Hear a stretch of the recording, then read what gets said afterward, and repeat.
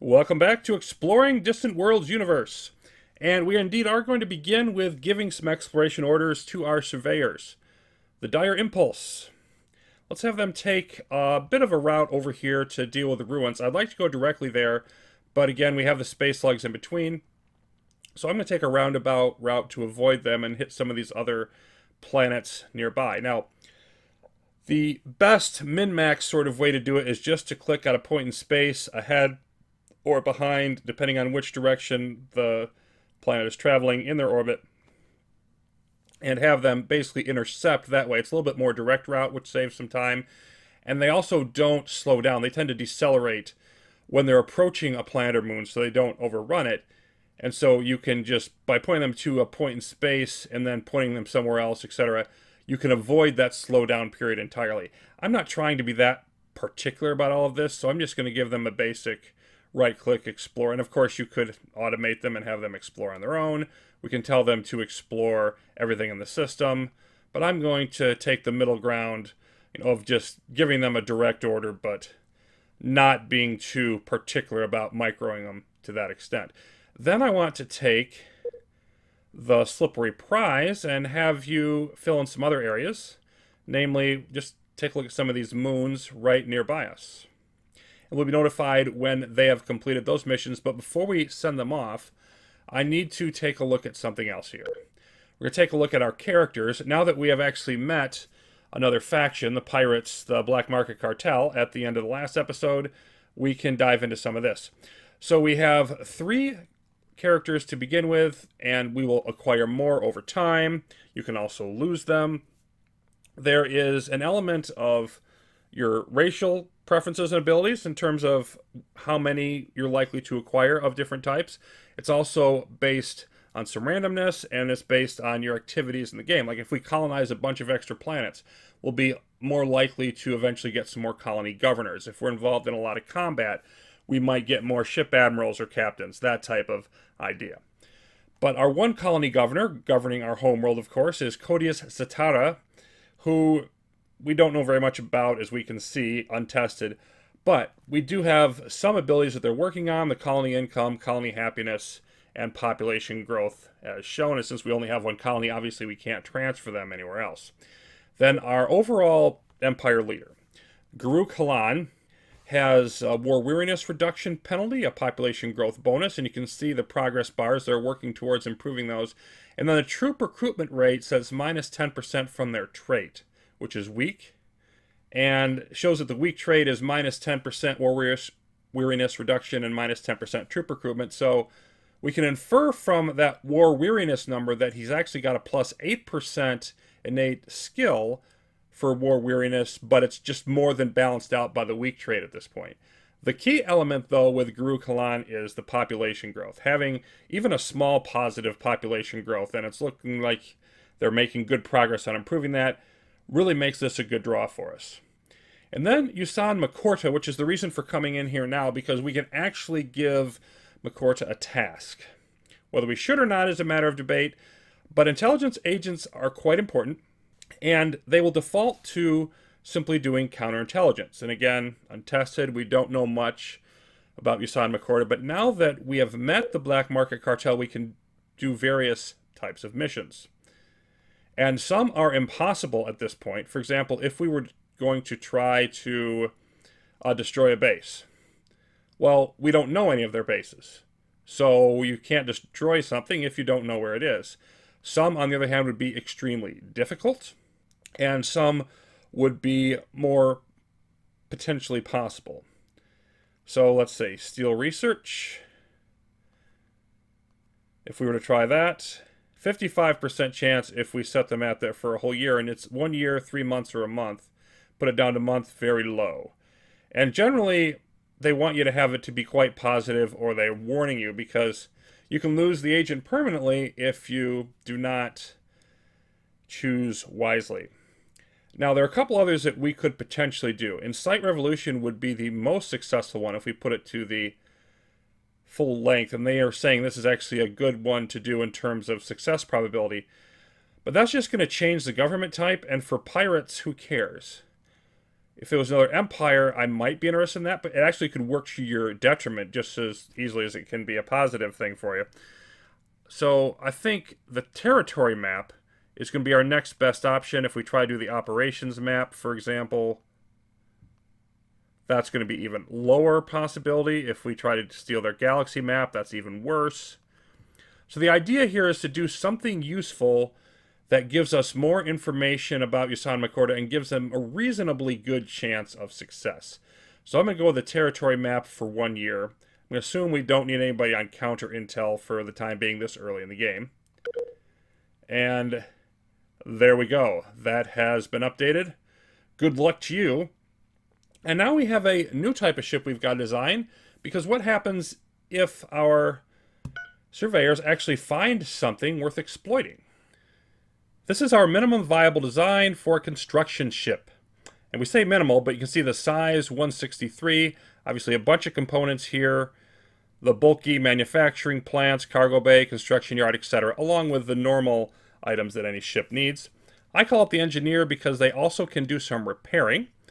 And their main purpose, though, is going to be construction. We're going to want them to build up some mining bases once we get some resources worth getting surveyed. Now, these are built from the planet themselves, not from the spaceport. That's why we're designing it now, because we've done the retrofitting of the spaceport. We're ready to have the population of the planet freed up to work on that. But there is a special rule that applies to these. It's sort of, I think, at least partially to keep you from gaming the system and just throwing a bunch of weapons on this, because it doesn't have the size limit that you do for ships at the spaceport. These have to be at least 35% of the size tied up in the construction type components. And that'll sort of keep you from doing any of that chicanery. Now, we are going to want to build some more cargo space, because the starting cargo bay, we're using the default private sector designs that we'll look at in a bit. 1 cargo bay is not going to be enough for the starting mining base. 2 would be enough, but there would come a point where that wouldn't be sufficient down the road, so we're going to go with 3, just to make sure we've got plenty of cargo space. And with that 35% rule, if I don't want to add any more construction equipment, and I don't, then we could get this up to about size 377, which I think is somewhat bigger than most designs I've seen players use, but I want to get as much speed out of these as I possibly can. I think it's worth the money to me. With that in mind, let's add some fuel and let's add some thrusters and see what we can do here. And then we'll add more support components. And we're looking pretty tight on energy, so let's definitely add another reactor, so we can keep boosting this up. I think maybe some more fuel. I want to get to about 100% system diameter here. We don't need to be as high as the exploration ships are, because construction ships are strictly point to point. Give them an order to build something, and then they'll have to go back to port, gather the resources for it, go build it. You want to build something else, they got to go back to port, gather more resources. So they're not going to be moving around to a bunch of different targets in between their refueling stops like an exploration ship will. I think that 100% would be about good for these, though, so I want to add some more thrusters at this stage. Yes, yes, more hab and life always. And we're starting to get close now to our limit in terms of size. And we're now using all the energy for the sprint here, but I don't really care about that. I want to keep boosting the crews. I don't think it's worth adding another reactor. I'm not going to care about the sprint capability on this. And we go one more, and we've hit that 35% limit, and we've got the hab and life, so we're going to subtract this out. This is the design I'm going to go with. I'm happy with 30 speed on one of these, and just over that 100% system diameter. Again, we don't care about the turn rate. This is going to work. Now, you might think, boy, that's a lot of thrusters. But if you really think about it, this is actually, total size-wise for the thrusters, just over a third of the size of the ship. Our Surveyor exploration ship has actually exactly half of its size taken up in thrusters, so even more. The deal here is, of course, just that you need lots of engines to push around all of this manufacturing gear. Now, if we compare this again to the game's design, the CST-1 shipyard, well, this time they didn't do as well. You can see their speed less than half of ours. Eek. Now they've got a bunch more cargo bays. Definitely understand them wanting to go higher on that to give some more leeway and comfort zone, but I think that's a bit much. More fuel, less thrusters. They've also got a missile on here. I think that's pointless. Yeah, not as pleased with this. I definitely like my engineer much better. We'll get places and get things done at a far more rapid rate. Now, also as a side effect of the fact that I'm not going with the zero tax approach, I can afford to build more of these than the average person would if you were using that. So that does mean that I am going to crank out 4 of these. Typically there would be 2 to 3, the way that it's often played in the early going. And now we're ready to go. So let's get some exploring done. I want to knock out these areas that were nearby and the Kurbus 10 that we're orbiting, and then we'll take a look at whatever resources are there. There's our first one.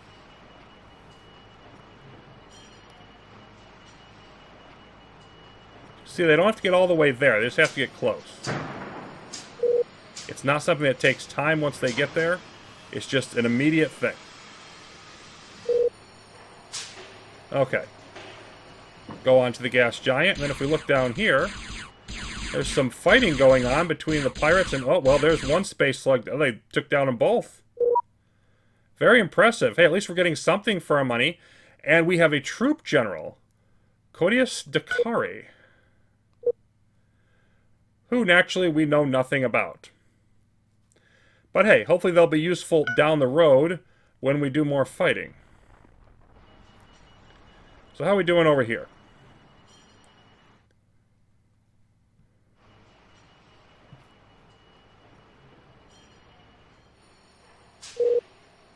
Okay.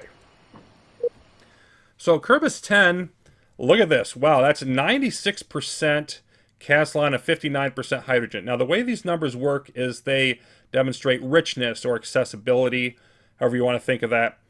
In other words, it's the extraction rate that you can get. Higher number, the better, obviously.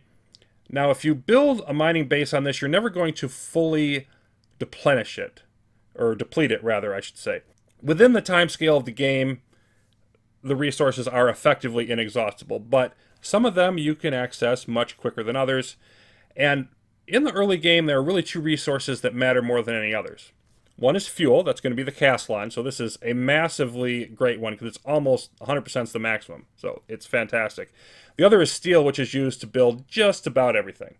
But we're definitely going to want to claim this and mine here as quickly as we can, because if you build a base on a planet, nobody else can, and vice versa. If they build a base there, then you can't. So I don't want the pirates to be able to come in and steal that before I can get it. Now you're going to move off here to Kurbus 6, and then our other explorer, the Dire Impulse, is off doing its thing. But we have these others that we can look at. We do have steel here, 20%. Also a little bit of lead, a little bit of gold. Now, general rule of thumb is rule of 120. That is, if the 3 numbers added up are 120 or better, then it's a good place to mine. If not, not so much. But distance from your colonies, fuel, time of transport also matters. Sometimes you're going to have vital resources you just need to take wherever you can get, but that's just a general rule. A new scientist.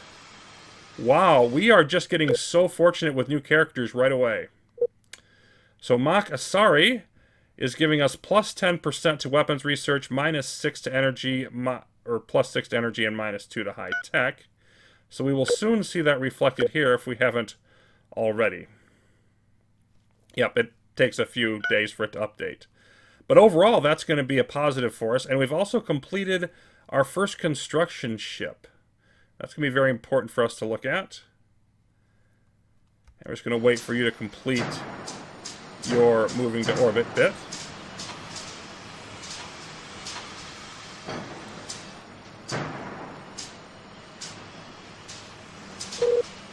There we go.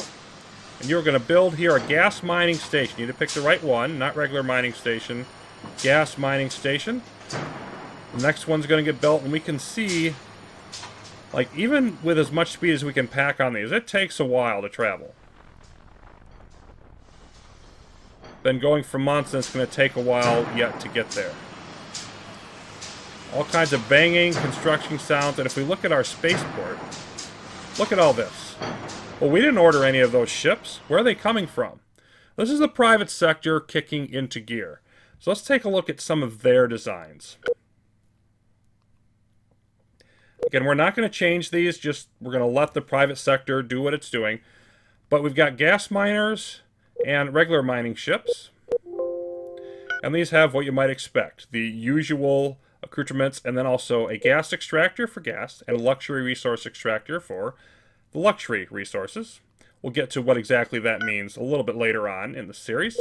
Then the ore prospector mining ship, same thing, but it's got a mining engine instead of a gas extractor. And they've got cargo base. They're going to actually travel around to the different planets, gather some small amounts of resources, bring them back to port.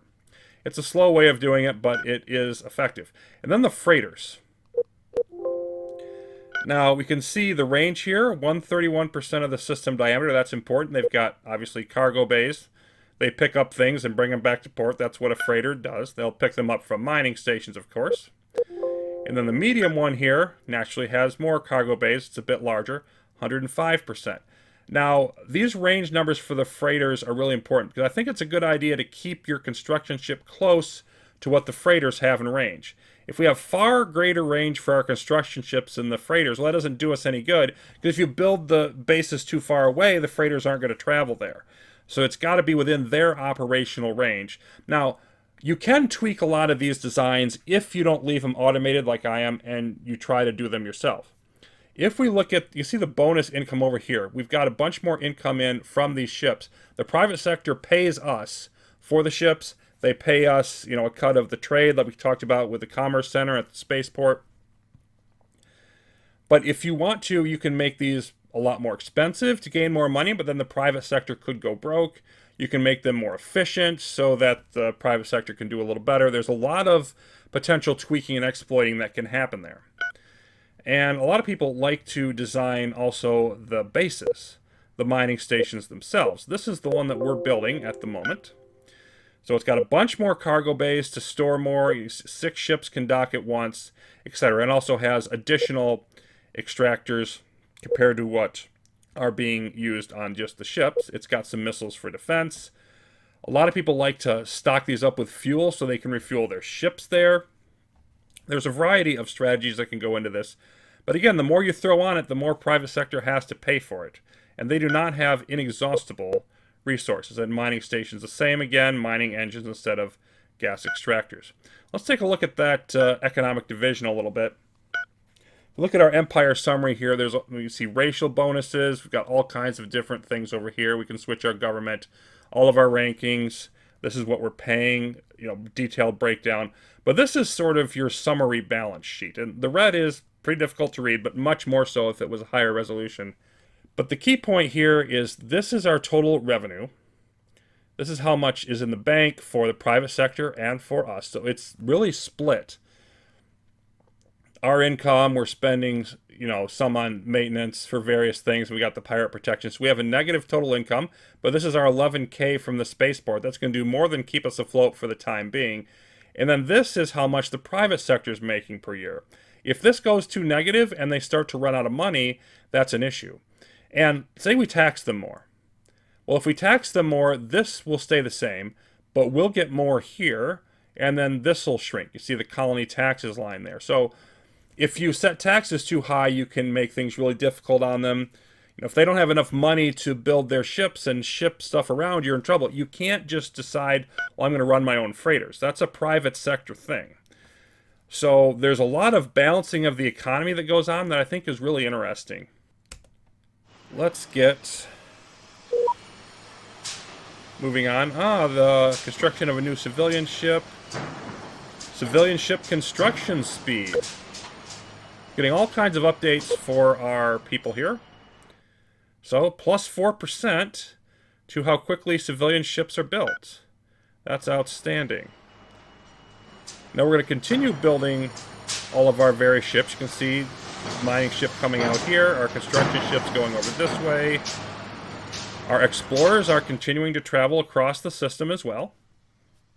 So all of that is transpiring.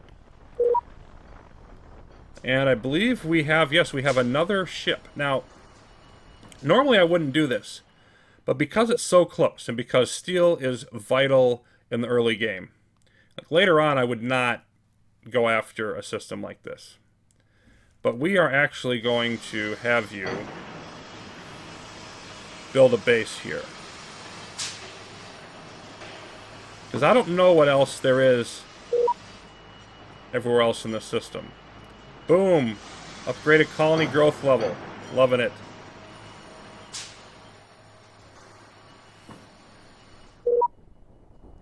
And we have encountered a new empire. Okay, let's take a look at our diplomacy screen for a bit.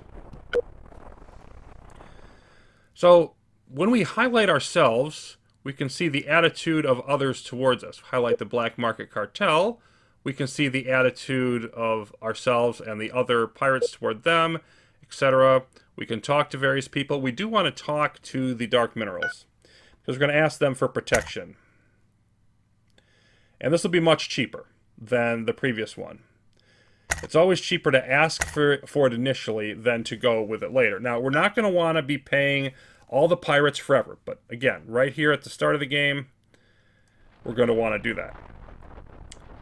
And so now as we work our way towards the end of the first year, we are about to get to our first other planetary system within the same solar system. So we're progressing out that way. And you can see our research advancing as well. And we're going to want to make sure we hit all of these. There we go. Got that one immediately. And that one as well. Okay, let's see what we have.